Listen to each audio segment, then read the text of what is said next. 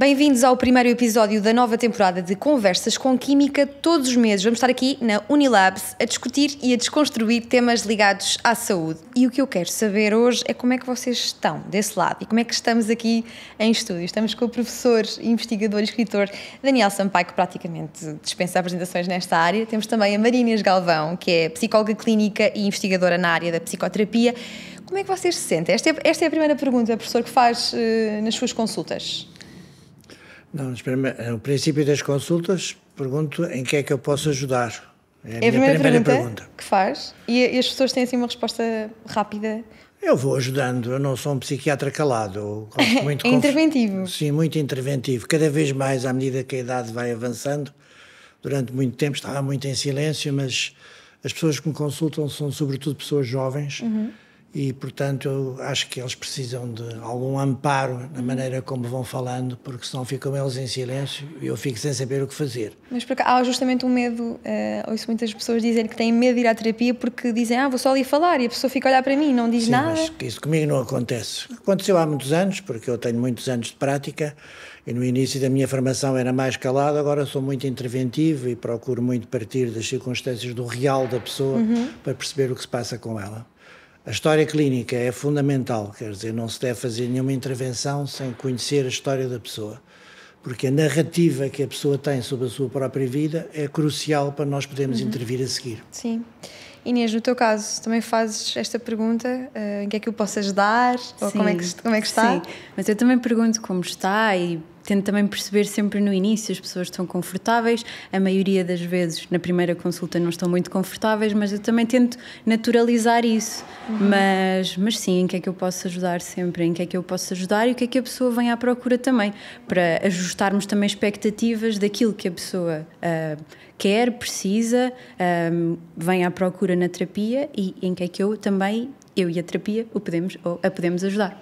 Mas no caso de depressão, que é o que nos traz aqui hoje, o professor sente que a pessoa à partida acha que tem uma depressão e expõe essa situação, ou é o professor a perceber e a dizer à pessoa que se calhar estamos no âmbito de uma depressão? À medida que as pessoas vão tendo mais conhecimento da saúde mental, as pessoas muitas vezes vêm com o diagnóstico, que é um diagnóstico basicamente internet. As pessoas vão à internet à procura dos seus sintomas, de compreender os seus sintomas, depois fazem o seu autodiagnóstico. Em muitos casos está errado.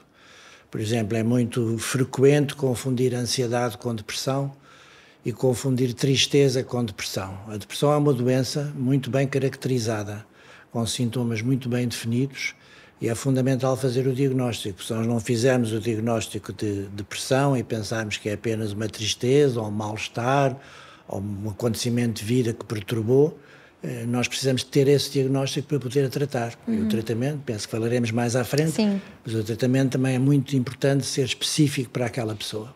No teu caso, sentes que há pessoas que vão à procura de ajuda já achando que têm eventualmente uma depressão?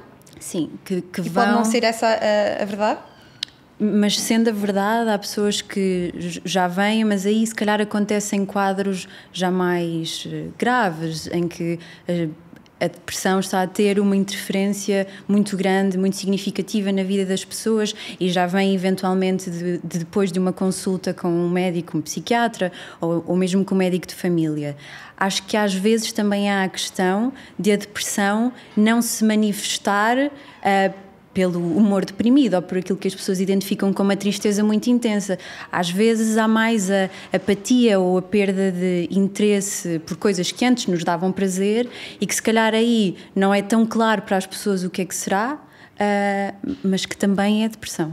Mas, por exemplo, ataques de choro, todos os dias, uma pessoa ter ataques de choro, achas que pode ser um sinal de depressão, ou uma pessoa não ter vontade de se levantar da cama durante 2 semanas, não ter vontade de acordar para a sua profissão, por exemplo? Depende, eu acho que também depende das circunstâncias e daquilo que está a acontecer na vida da pessoa, não é? Se isso, ataques de choro ou a perda de vontade de se levantar, é sem dúvida um sinal de alerta e pode ser sintoma de uma depressão. Mas o que é que tem acontecido na vida dessa pessoa? Imaginando, perdeu alguém muito importante, se calhar é natural estar a ter algum tipo de sintomatologia mais intensa, mas é preciso ir monitorizando isso e se é continuado ao longo do tempo, se não diminui, se começa a ter interferência na sua vida, na forma como a pessoa cuida de si, então sim, acho que é que se deve pedir ajuda.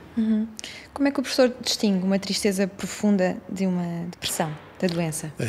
Eu disse há bocado que a depressão é uma doença, a tristeza profunda não é uma doença. A pessoa pode estar profundamente triste porque lhe morreu um familiar, porque teve um acontecimento negativo de outro tipo, porque teve um insucesso profissional, se pode dar uma tristeza profunda.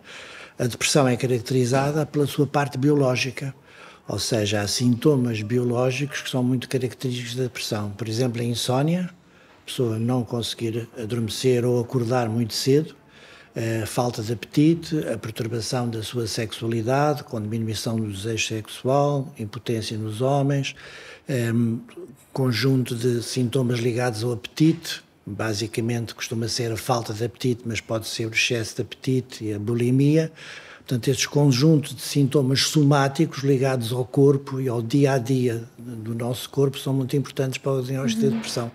Daí que a depressão é diferente da tristeza, porque a pessoa pode chorar todos os dias, no exemplo que a Diana estava a falar, evidentemente que não é bom para a pessoa estar a chorar todos os dias, mas se não tiver os outros sintomas associados, nós não fazemos o diagnóstico de depressão. Por outro lado, também há vários tipos de depressão. Há depressões mais graves e menos graves, há depressões ligadas à doença física, portanto há uma série de ligadas ao álcool e às drogas, que é muito importante. O álcool muitas vezes precipita um estado depressivo ou a pessoa trata-se, entre aspas, com o álcool numa situação depressiva. Portanto, é preciso ver o conjunto da vida da pessoa, mas sobretudo estar muito atento aos sintomas globais da depressão, porque são estes sintomas que são incapacitantes. O professor já aqui disse duas vezes uma ideia que eu considero importante, que é a depressão é uma doença, não é um estado de espírito, não é um devaneio ou um capricho temperamental. Acha que a sociedade portuguesa já está suficientemente informada? Não, acho que não. É assim? Nem a sociedade portuguesa, nem as outras sociedades ocidentais. Um problema global. Sim, há um desconhecimento muito grande acerca da saúde mental e particularmente há um estigma, quer dizer, a depressão ainda está muito ligada a uma ideia que é por falta de vontade, por falta de força de vontade, porque a pessoa está aborrecida, porque tem mau feitio, e há uma desvalorização da depressão como uma doença. Ora, é importantíssima a mensagem que a depressão não é um estado de espírito. A depressão é uma doença e, como tal, deve ser tratada e as pessoas devem ter acesso ao tratamento e, mais do que isso, não devem ter vergonha de dizer que têm uma depressão. Se a Diana reparar, as pessoas falam com grande à vontade, uma doença do estômago, uma doença do pulmão, por exemplo, têm uma enorme dificuldade em dizer que estão muito deprimidas, que tiveram ideias de suicídio, que não conseguem dormir, que não conseguem comer, que não conseguem trabalhar, que têm um pensamento perturbado, porque a depressão perturba o pensamento, faz o pensamento ficar mais lento e um pensamento carregado de negatividade. Portanto, as pessoas depressivas veem o mundo de uma forma muito negativa, constantemente. Todo esse conjunto, muitas vezes, envergonha. E então há esse estigma, que pode ser um estigma do próprio, ter vergonha, mas muitas vezes é feito pelos familiares, é feito pelos vizinhos, é feito pelos colegas de trabalho. Diz, agora estás deprimido. Não, a pessoa está doente e essa mensagem é que nós devemos passar, porque a depressão está muito ligada ao suicídio. Portanto, a grande maioria das pessoas que se suicidaram, cerca de 80% ou 90%, sofrem depressão. Portanto, quando nós tratamos bem a depressão, estamos a evitar o suicídio. E, portanto, essa mensagem também é importante, que é urgente tratar uma depressão e não a desvalorizar. Esse estigma que o professor falava é importante também desconstruir, porque há pessoas que ainda pensam que ir ao psiquiatra é para pessoas malucas, não é? Sim, cada vez menos, e esse é um dos poucos aspectos positivos da pandemia que chamou a atenção para a saúde mental. E, portanto, as pessoas preocuparam-se mais com a sua saúde mental e os familiares, amigos, vizinhos, companheiros de trabalho começaram a reparar se a pessoa não estava bem da sua saúde mental. Portanto, digamos que há agora uma maior consciência da necessidade das pessoas de tratarem da depressão. O problema é que ainda há muita gente que não faz o seu próprio diagnóstico e é fundamental nós ensinarmos a pessoa a fazer o autodiagnóstico e distinguir aquilo que a Diana estava a dizer, o que é tristeza e o que é deprimido.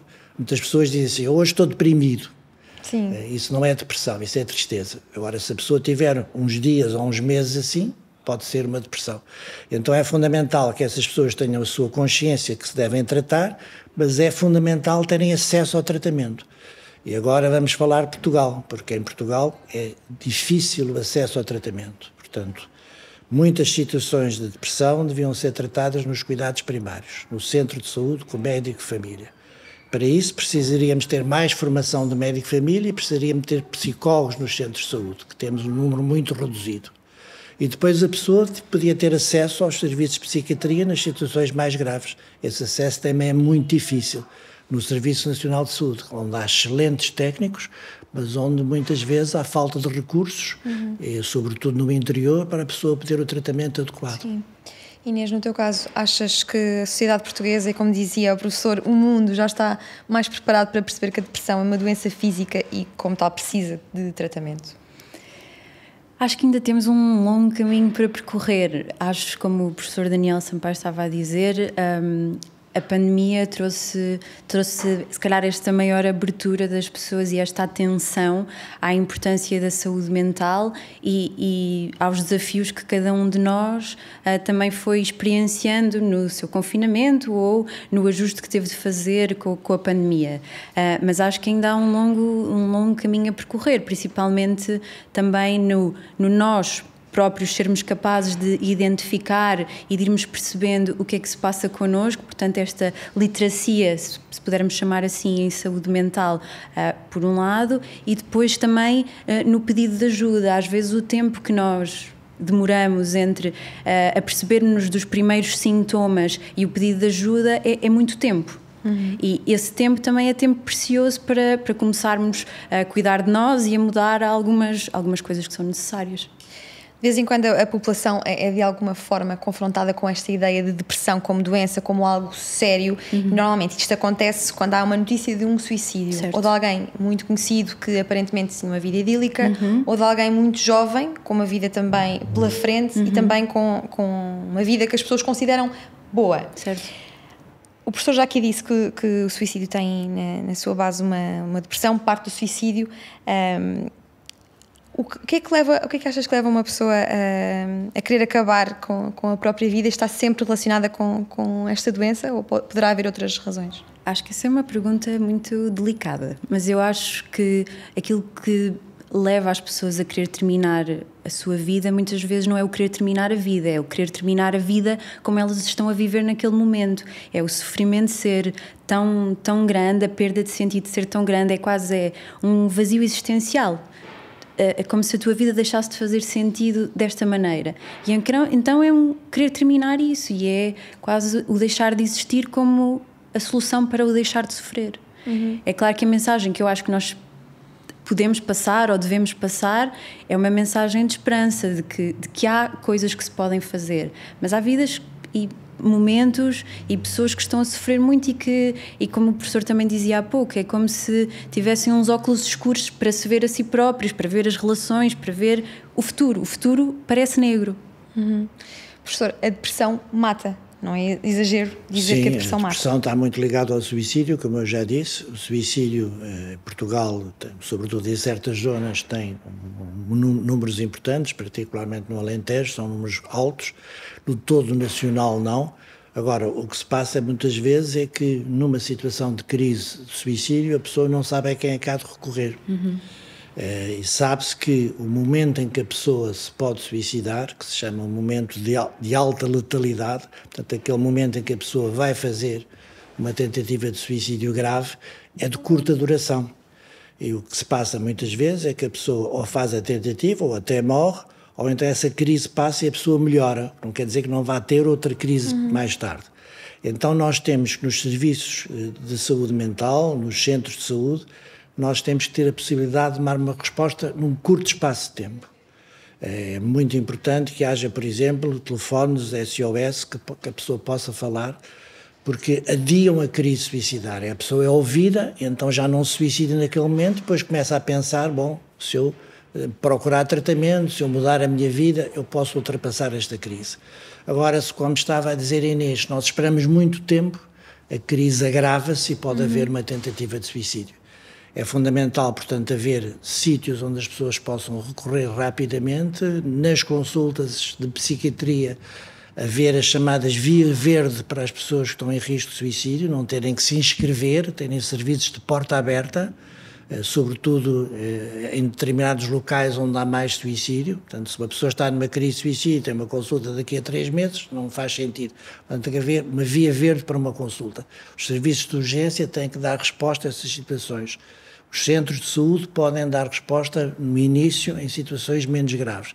E, portanto, a ideia é que para nós podermos tratar a depressão, temos que ter a possibilidade da pessoa ser rapidamente socorrida, sobretudo se a pessoa tiver ideias de suicídio, porque há depressões em que as pessoas não têm ideias de suicídio. Sim.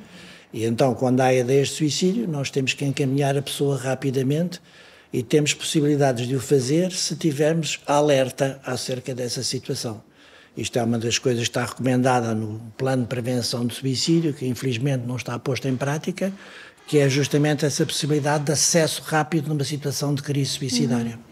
O suicídio adolescente é um tema caro para o professor, que é um escritor profícuo e também já escreveu sobre este assunto. O que é que acha que no caso do suicídio adolescente há condições orgânicas ou há sempre um acontecimento que vai potenciar essa situação? De acordo com o que eu estava a dizer há bocado, também no suicídio adolescente a principal causa é a depressão. Só que uma das dificuldades no suicídio adolescente é que a depressão nos adolescentes pode não aparecer como tristeza. Muitas vezes aparece sob a forma de agressividade, de insucesso escolar, de perturbação do sono e do apetite, de passagem ao ato, portanto, agressividade na escola, com os amigos. Muitas vezes são sintomas indiretos de depressão.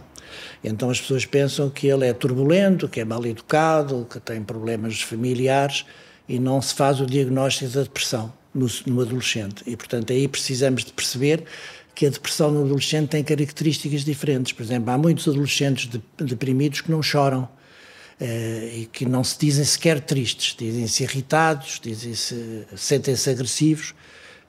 Muitas vezes também a adolescência, que não é o período de vida onde há mais suicídios, é importante dizer isso, onde há mais suicídios é nas pessoas idosas, mas os adolescentes têm um aspecto sempre muito dramático, porque é aquilo que a Diana estava a dizer há bocado, têm a vida à sua frente. Ora bem, tem a sua vida à sua frente, mas está em desespero. Todas as pessoas que estão a pensar em suicídio estão desesperadas. Ou seja, a pessoa não vê saída, não acredita no tratamento, não acredita na família, não acredita na sua relação amorosa. A pessoa está num desespero e o suicídio é a única saída. Compete a nós, psicólogos e psiquiatras e médicos de família, compete dizer, bom, vamos analisar consigo a sua vida e vamos ver se há saída. E na grande maioria dos casos há aquilo que nós chamamos de ambivalência. A pessoa quer morrer e quer viver. É como se estivesse a dizer, eu quero morrer, mas façam alguma coisa por mim, ajudem-me. E é nessa parte que nós nos colocamos como técnicos. Agora, precisamos ter melhores condições de trabalho, os serviços precisam estar mais acessíveis, as pessoas têm que ser mais rapidamente socorridas, como eu disse, mas há muito trabalho a fazer, mas é possível. A mensagem que é preciso passar é que a pessoa que está com uma depressão ou com outra doença mental grave tem que ser tratada. E tem que ser tratada muitas vezes por uma equipa constituída pelo psiquiatra, pelo psicólogo, muitas vezes o enfermeiro de saúde mental, assistente social. Porquê? Porque as doenças mentais são multideterminadas. Portanto, há uma série de fatores que contribuem para a doença. A depressão é claramente uma doença química, para a alteração dos neurotransmissores, já se sabe isso, e por isso é que os antidepressivos são eficazes, mas é também muitas vezes uma doença relacionada com a genética da pessoa, com a sua infância, se a pessoa teve situações de negligência, de maus tratos, de abuso sexual na infância, todas essas situações predispõem para a depressão.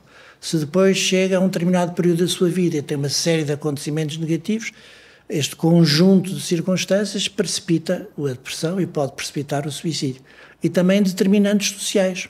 Se a pessoa tem uma vida de pobreza, de má relação familiar, de desemprego, de fome, todas essas situações sociais contribuem para o aparecimento das depressões e por isso é que agora na pandemia as depressões aumentaram 30%, Sim. Porque justamente as condições de vida das pessoas foram muito difíceis durante a pandemia.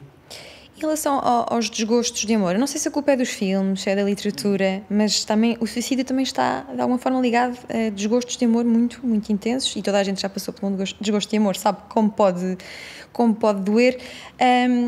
Um desgosto amoroso pode levar a uma depressão? Só por si não. É muito importante percebermos isso. O desgosto de amor dá tristeza. Mas não só dá depressão se a pessoa tiver características pessoais que predisponham para a depressão. Ou seja, se formos pensar um jovem de 20 anos, que dizem que é a idade mais bela da vida, é a idade seguramente dos amores.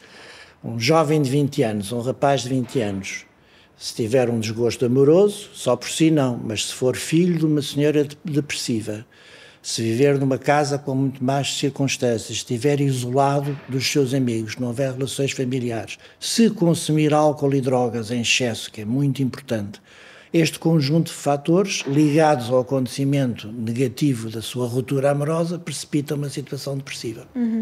Inês, como é que lidas no consultório com casos de desgosto de amor? Porque às vezes, em certas idades mais jovens, fazem-nos quase perder, se perdemos o nosso amor, perdemos um sentido para viver. Como é que explicas àquela pessoa que há toda uma vida para além de um coração partido?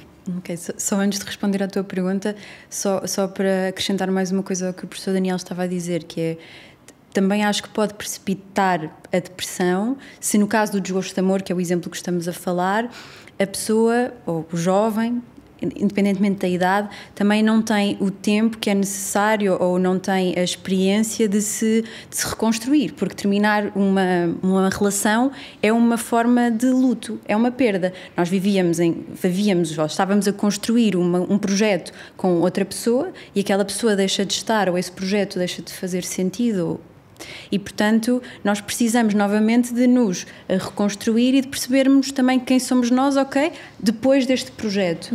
E, portanto, quando não há esse espaço também na nossa vida para processarmos as nossas emoções, percebermos qual é que é o impacto dessa ruptura em nós e, portanto, darmos significado a essa tristeza, eventualmente também à zanga, e depois às vezes vamos protelando essa experiência também.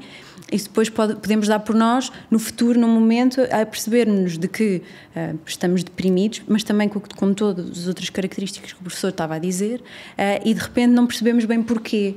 Parece que é uma tristeza e um sentirmos mal quase amorfo, que não tem um significado. E aí, na terapia, temos de ir à procura desse significado e perceber que se calhar era dessa ruptura. Entretanto, esqueci-me da tua pergunta. Como é que tu explicas a alguém que mais jovem que te possa aparecer em consultório, Sim, que há vida para além de um desgosto amoroso, apesar de no momento em que o estamos a sentir, acharmos que não? Acho que não explico isso. Acho que a primeira coisa que tens de fazer é sempre validar a tristeza e a dor daquela pessoa. E no fundo é se calhar um bocadinho o que nos falta também nas nossas relações ou na sociedade. Nós primeiro primeiro empatizarmos e validarmos a dor daquela pessoa, percebermos o que é que ela está a sentir, porque nós temos às vezes muito a necessidade e legítima, com boa vontade até, de querer tirar a pessoa daquele sítio onde ela está. Ela está a sofrer muito, então vou dizer-lhe qualquer coisa, devias fazer assim, ou já experimentaste não sei o quê. Sim, também é preciso fazer isso, mas primeiro é preciso mostrar e não só mostrar, perceber mesmo aquilo que aquela pessoa está a sentir e perceber que para ela aquilo foi mesmo um fim de uma coisa que era muito importante, e só depois de estarmos naquele sítio, naquela tristeza, é que podemos olhar para o que é que vem a seguir. Concordo, professor. Sei que o professor é daqueles psiquiatras que é muito apologista de psicoterapia e que também a faz, não é? Sim, mas antes de fazermos psicoterapia e de mandarmos as pessoas para o psicólogo e para o psiquiatra, temos que fazer a promoção da saúde mental, com medidas muito simples que têm que ser divulgadas. As pessoas têm que fazer exercício físico. O exercício físico regular é a mais importante arma preventiva contra a depressão e a ansiedade. Porquê? Porque o exercício físico faz alterações a nível cerebral no sentido de prevenir a depressão. Melhora a circulação no cérebro, portanto o exercício físico é absolutamente calmante e absolutamente fundamental. Os professores de educação física no nosso país têm que ser muito mais valorizados, as escolas têm que trabalhar muito mais o desporto escolar. Temos que pôr as pessoas a correr na rua ou pelo menos a andar na rua se forem mais velhas. Por outro lado, a alimentação. A alimentação é fundamental, porquê? Porque se nós fizermos uma alimentação pouco saudável, com alimentos processados, com muito açúcar, provocamos um quadro inflamatório intestinal e os micro-organismos que existem no nosso intestino comunicam com o cérebro, e, portanto, estamos a inflamar o intestino e estamos a inflamar o cérebro. Portanto, as duas medidas absolutamente fundamentais e que se fala pouco é pôr as pessoas a fazer exercício, Está agora um pouco melhor com a pandemia Sim. também, mas há muito a fazer em todas as idades e promover em todo o lado uma alimentação saudável. Por outro lado, a nível de relacionamento, acho que era muito importante evitarmos a crítica, porque o criticismo, a crítica sistemática, numa pessoa que está no início de uma depressão e que tem uma visão negativa de si própria e do mundo, se nós estivermos a criticar essa pessoa, estamos a empurrá-la para a depressão. Portanto, temos que ajudar a ver no relacionamento interpessoal a importância de diminuir a crítica.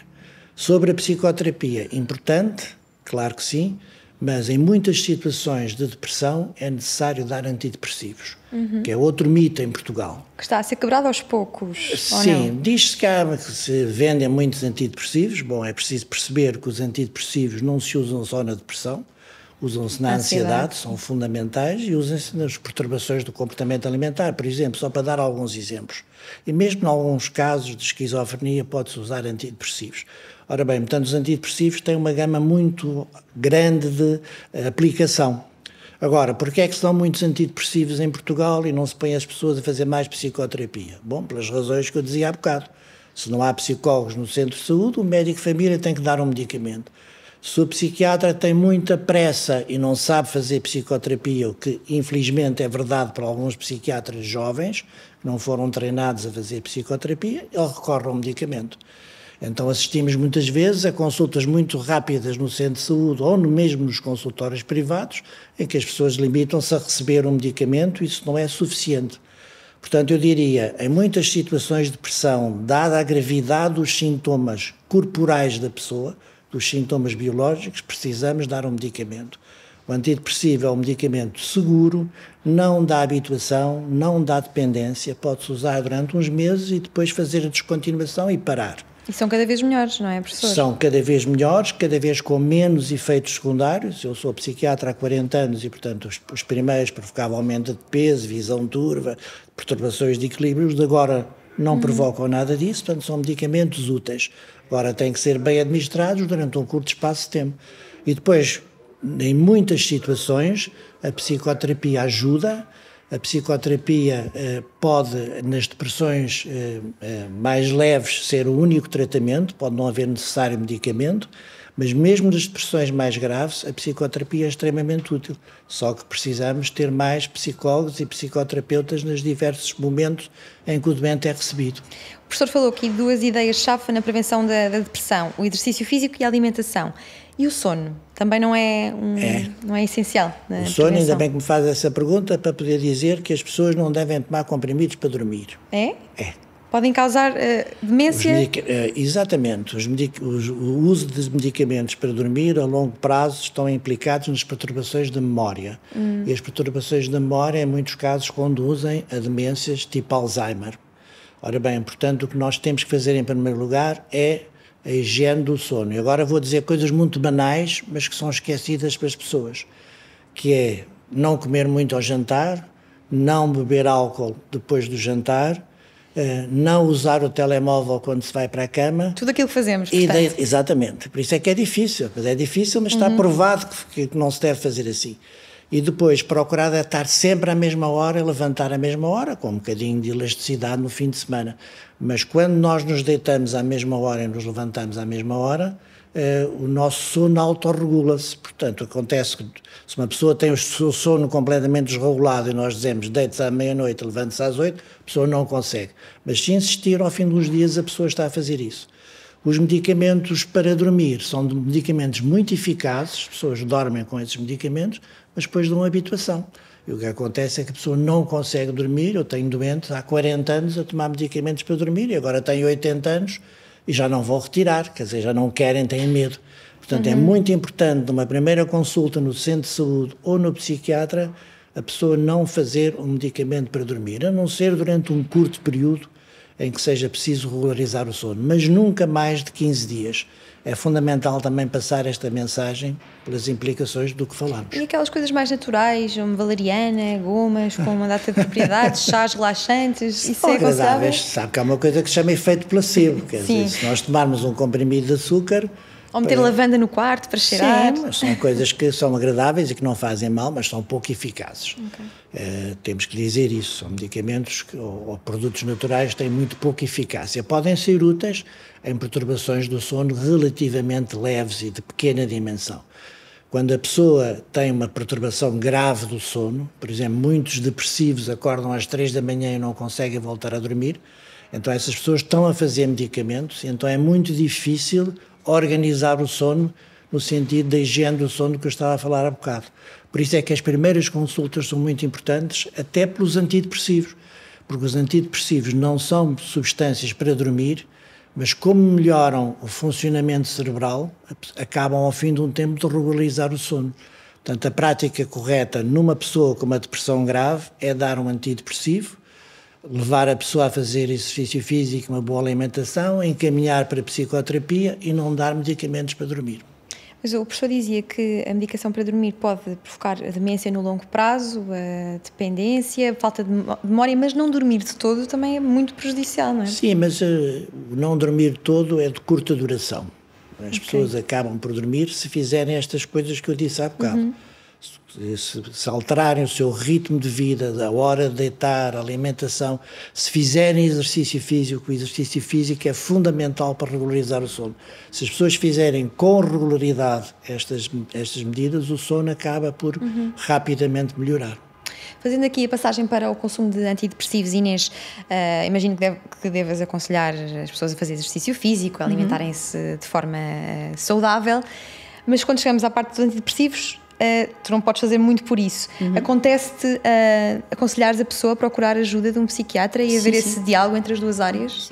Sim, muitas vezes faço a ponte com vários psiquiatras, ou se as pessoas não têm um contacto de referência, eu também tenho alguns contactos de pessoas com quem vou trabalhando e também vou conhecendo, e depois podemos também promover esse trabalho conjunto, mas se não, uma pessoa da confiança dos pacientes, mas também eu tenho de alertar sim para a necessidade deste trabalho conjunto e de podermos potenciar ainda mais o trabalho terapêutico, porque a medicação também faz isso, faz também potenciar o próprio trabalho. Mas sentes que há preconceito ou resistência em relação aos antidepressivos? Ainda há muito aquela ideia de que causam dependência e que o melhor é conseguir coisas naturais, quando às vezes, se calhar, uma boa medicação seria meio caminho andado para resolver. Eu acho que cada vez menos, da experiência que eu vou tendo, claro que há pessoas que estão mais resistentes e que são resistentes a tomar medicação e também por isso procuraram terapia. Eu acho que o meu papel aí é ir fazendo o trabalho, alertando ao mesmo tempo para quais é que seriam, do meu ponto de vista, aqueles que seriam os benefícios da toma da medicação, não só para a pessoa, mas também para o próprio processo. Professor, Portugal é o segundo país da Europa com maior prevalência de doenças psiquiátricas. 1 em cada 5 portugueses sofre de uma perturbação psiquiátrica, mas é o quinto país com mais medicação. Isto leva-me a perguntar-lhe, estamos a medicar de mais ou de menos? Estamos seguramente a medicar demais porque não estamos a dar alternativas terapêuticas. Portanto, muitas situações podiam ser tratadas sem medicamentos se houvesse recursos a nível da psicoterapia, particularmente nos cuidados primários. Porque nós temos vários tipos de doenças mentais. Há doenças mentais graves, como a perturbação bipolar e a esquizofrenia, têm que ser tratadas nos serviços de psiquiatria. Mas as situações mais frequentes são, em primeiro lugar, as perturbações de ansiedade e, segundo, as perturbações depressivas. Podem ser tratadas nos cuidados primários. Então aí precisamos ter recursos, e por isso é que eu falava há bocado dos psicólogos dos centros de saúde. Se nós conseguimos ter uma barreira a nível dos cuidados primários em que as situações que nós chamamos menos graves da psiquiatria fossem tratadas, nós seguramente estaríamos a receitar menos medicamentos se ao mesmo tempo fizéssemos as mudanças de vida que eu estava há bocado a defender, como o exercício físico e a alimentação. E se as pessoas, é muito importante dizer isso, se as pessoas tivessem melhores salários e as pessoas pudessem ter melhor vida, tudo isso é preventivo em relação às perturbações de saúde mental. E como é que o professor vê que a psicoterapia e a psiquiatria podem colaborar no tratamento da depressão? Eu sei que os dois são têm um pé atrás em relação à psicanálise, mas a psicoterapia, não. A psicanálise teve uma época muito importante, que é os anos 70, os anos 60 e 70, depois verificou-se que era uma técnica de intervenção muito dispendiosa e muito prolongada para situações que podiam ser tratadas de uma forma mais rápida e igualmente eficaz ou mais eficaz. E, portanto, surgiram outras formas de psicoterapia, como a cognitiva comportamental, como a terapia familiar, como a terapia narrativa, muitas psicoterapias.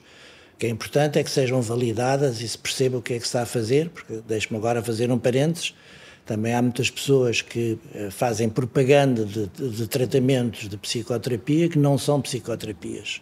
São conversas e sem qualquer base científica. Uma psicoterapia tem que ser validada, tem que apresentar resultados e tem que ter critérios para poder ser feita.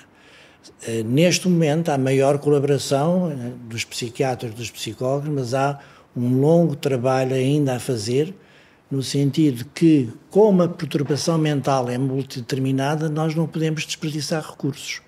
Portanto, precisamos de dar medicamentos a muitas pessoas, precisamos fazer psicoterapia a outras podem resolver a situação com exercício físico. Portanto, precisamos para cada situação que nos aparece, ver qual é o melhor tratamento adequado. E as pessoas têm o direito a ter o tratamento adequado.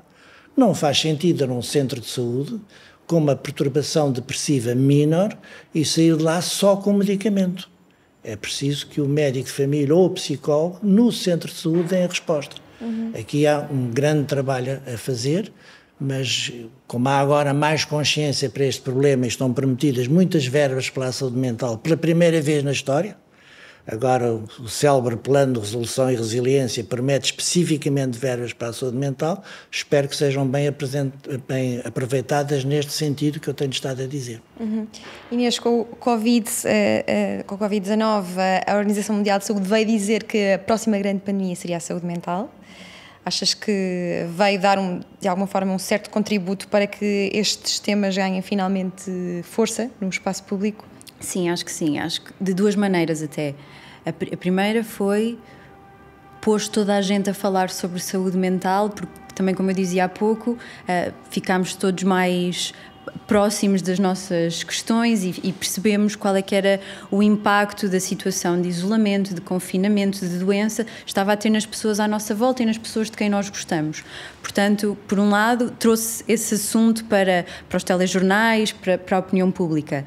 E, por outro lado, colocou-nos a nós, cada um de nós, na sua própria experiência de estarmos mais próximos, eu até costumo usar esta ideia, mais enclausurados entre a nossa casa e o nosso mundo interno. Portanto, tivemos todos também muito mais em contacto com as nossas questões e, portanto, há pessoas que procuraram mais ajuda e que chegaram até aos consultórios dos psicólogos e dos psiquiatras, porque a situação do isolamento ou dos confinamentos ou da doença ou a perda de alguém precipitou essa procura de ajuda em concreto, mas outras, e portanto estavam a sofrer mais com a Covid em si, mas outras foi não por nada diretamente relacionado com a pandemia, mas pelo gatilho que a pandemia tinha sido para perceberem que se calhar agora era o momento de procurar esta ajuda. Professor, para terminarmos esta primeira conversa com Química, há pouco dizia que a faixa etária principal que comete suicídio são os mais velhos, é uma coisa que eu não sabia. Porquê que acontece? É simples de perceber, se pensar um bocadinho que a pessoa chega aos 70 anos, 80 anos, faz sempre uma retrospectiva da sua vida. A pessoa, nessa altura, se faz uma análise e vê que a sua vida fracassou em todos os domínios, já não fica bem. Muitas vezes há doenças orgânicas associadas, portanto a pessoa tem perda de memória, a pessoa tem várias doenças físicas, tem diabetes, tem hipertensão, portanto a pessoa não está bem do ponto de vista da saúde. Muitas vezes está isolada, porque os nossos idosos estão muito isolados, há muitos idosos a viver sozinhos, portanto todos esses fatores contribuem para a depressão. E por último também a depressão nas pessoas idosas, porque a depressão é muito interessante, é variável consoante o ciclo de vida. A depressão pode ir desde uma criança muito pequena até um idoso com idade muito avançada. Em todas as idades pode haver depressão. A depressão do idoso, por características da própria depressão, está muito ligada ao suicídio. E, portanto, um idoso deprimido deve ser rapidamente tratado para evitar o suicídio. E, estatisticamente, aparece mais, de facto, nas pessoas mais velhas.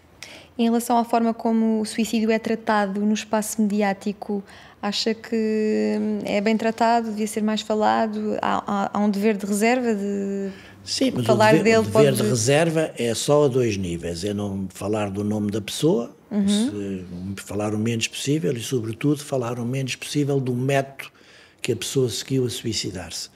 Porque quando se fala muito de uma pessoa, isso é sobretudo importante das pessoas conhecidas, que não se pode esconder o suicídio de uma pessoa conhecida, mas podemos não revelar o método como a pessoa fez. Porquê?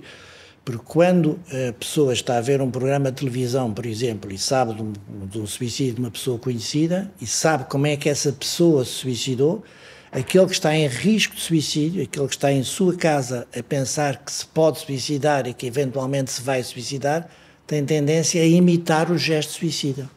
É uma coisa muito interessante que é o suicídio de uma pessoa conhecida muitas vezes leva por imitação a outras pessoas suicidarem. E então devemos ser cautelosos nas mensagens sobre suicídio, devemos dizer basicamente 2 coisas: se tem ideias de suicídio persistentes, deve procurar ajuda e deve falar com alguém. É outro mito, as pessoas terem a ideia de se falar suicídio leva ao suicídio. É exatamente o contrário. São as pessoas que não falaram a ninguém das suas ideias de suicídio é que se suicidaram. Portanto, quando nós falamos a alguém e dizemos eu quero me suicidar, em grande parte dos casos recebemos uma ajuda e compreensão das pessoas e não nos sentimos sozinhos com as nossas ideias de suicídio. E, portanto, encorajar as pessoas a falar e, ao mesmo tempo, nos jornais e na televisão que estão a tratar dessas notícias, pôr telefones de ajuda, pôr serviços que estão disponíveis para atender rapidamente, para que a pessoa, se tiver a manutenção das suas ideias de suicídio, poder ser rapidamente socorrida. E para terminar, o que é que não se deve mesmo dizer a alguém que está com uma depressão ou que tem ideias de suicídio?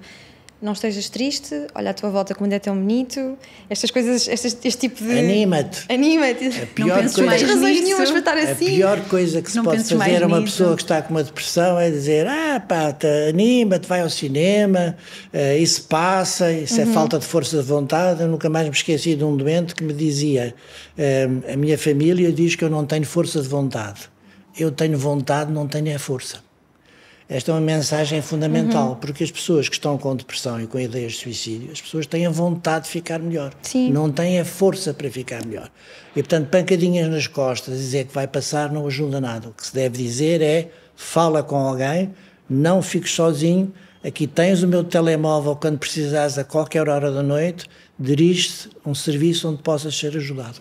Eu tenho vontade, não tenho a força, é uma excelente frase para terminarmos esta conversa. A depressão é uma doença, não é um devaneio temperamental, precisa de tratamento. Muito obrigada aos dois pelos esclarecimentos, foi muito bom contar convosco. Obrigada.